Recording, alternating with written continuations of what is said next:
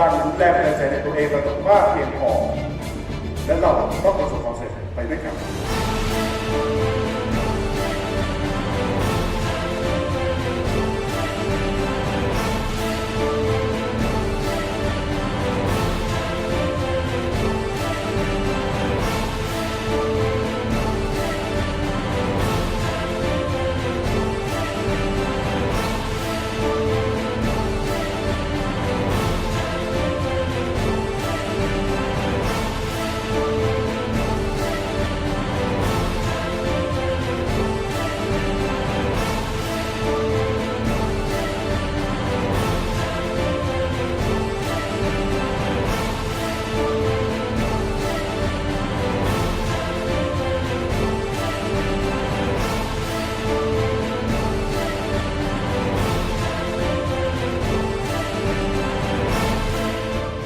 เราเชื่อมั่นและยืนยันว่าเราจะต้องเป็นบริษัทขายตรงที่ได้รับความเชื่อถือและเชื่อมั่นที่สุดใน AEC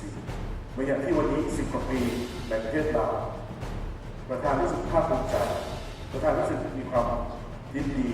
ที่วันนี้ได้รับโอกาสที่ดีจากพี่น้องชาว